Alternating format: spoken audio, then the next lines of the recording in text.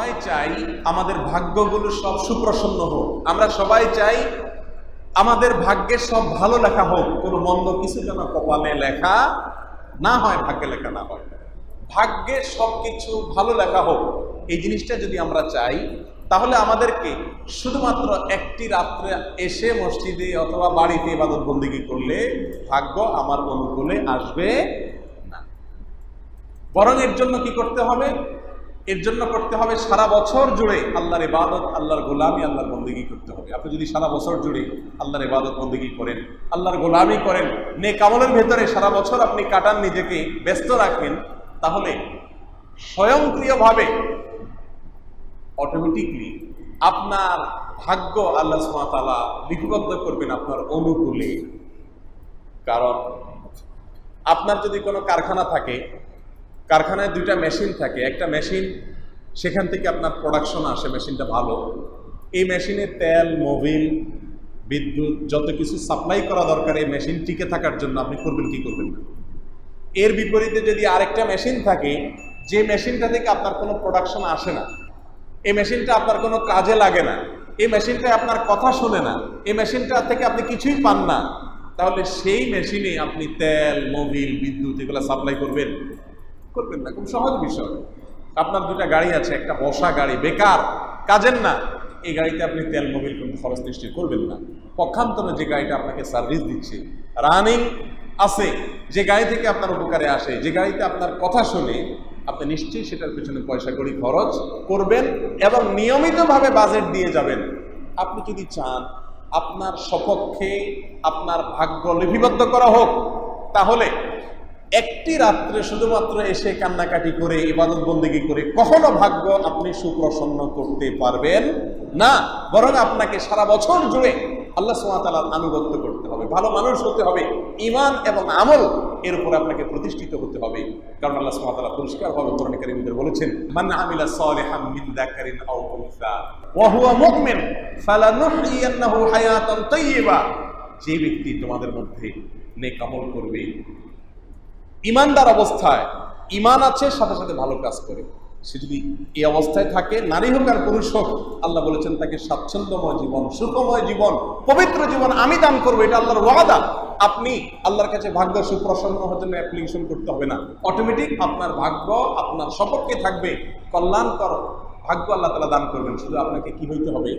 নেক হইতে হবে। আমরা চাই আমার চুরি, দাড়ি, ডাকাতি, গীবত, শেকায়েত, শত্রুতা, বিদ্বেষ, গীবত, হিংসা, চোখের গুনাহ, কানের গুনাহ, মুখের গুনাহ, জেনা, গান শোনা, বাদ্য শোনা, হারাম ইনকাম, মানুষকে ঠকানো, গালমন্দ করা, ঝগড়াঝাটি, যত রকমের অনাচার আছে, নামাজের ব্যাপারে গাফলতি, 2 ওয়াক্ত পড়া, 3 ওয়াক্ত না পড়া, জামাতে হাজির না হওয়া, বিবিকে বেপরদায় চালানো, টেলিভিশন দেখা, মোবাইলে হারাম জিনিস দেখা, যত রকমের অনাচার আছে, এই সব অনাচারের সাথে আমি জড়িত থাকবো, আর এক রাত্রে আসে শুধু কান্নাকাটি করে ভাগ্যটা আমার পক্ষ করে নিবে।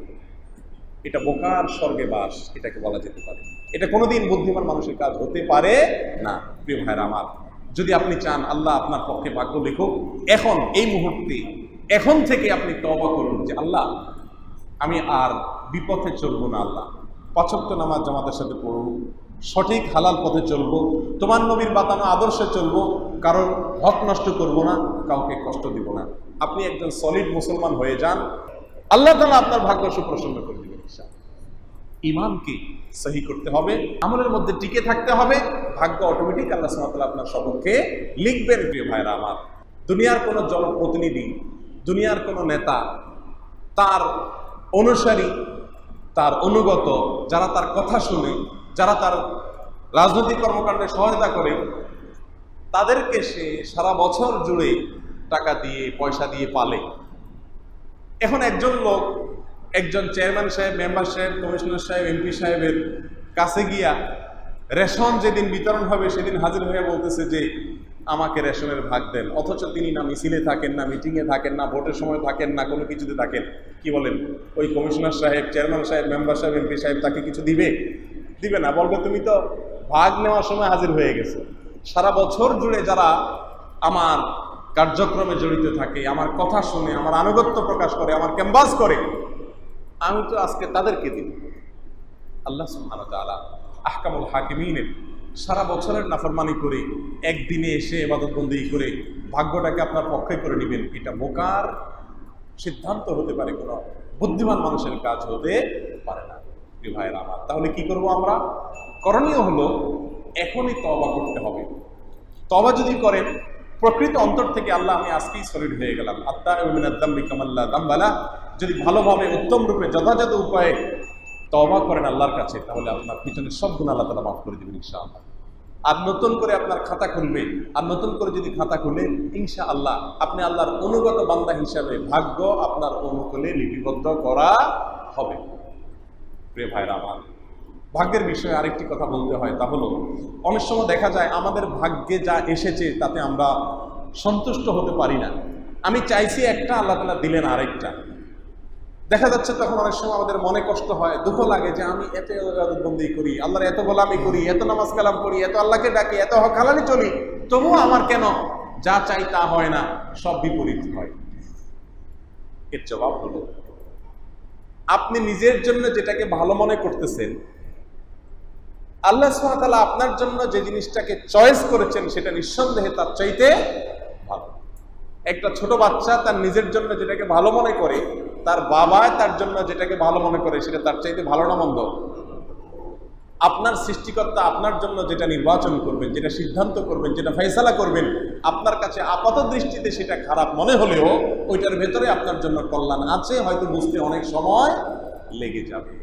যেমন ছোট বাচ্চা অনেক সময় বায়না ধরে এই জিনিসটা দিতে হবে, আগুনে হাত দিবে, দুধের বাচ্চা, চেরাগ ধরাইছেন, মোমবাতি ধরাইছেন, সে ওখানেই হাত দিবে, আপনি দিতে দেন না, তার মনে কষ্ট হয়, কান্নাকাটি শুরু করে, ভাঙচুর শুরু করে, তার আফসোস লাগে আমার বাপ কত পাষণ্ড, সে আমাকে দিচ্ছে না আমার মন মতো একটু এই জিনিসটা ধরতে, আমি একটু মনের খাহেশ মেটাবো, সে দিচ্ছে না। কিন্তু বাবা মা কখনো দেয় না, সে কান্দে, তারপরেও দেয় না। কেন দেয় না?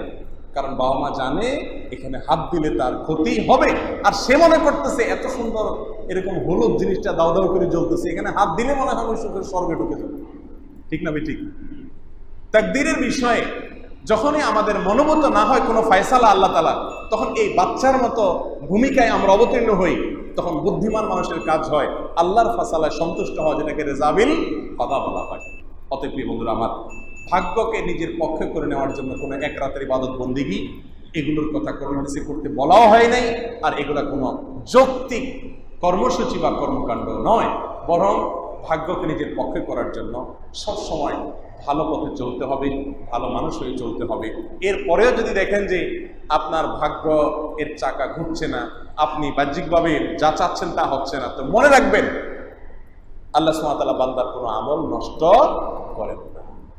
ইন্নাল্লাহা লা ইউযিউ আজরাল মুহসিনিন, যারা নেক আমল করে কখনো সেটা নষ্ট হতে আল্লাহ তাআলা দেন না। আপনি ভালোর পথে চলবেন আর আপনার ভাগ্য আপনার সুপ্রসন্ন হবে না, অসম্ভব।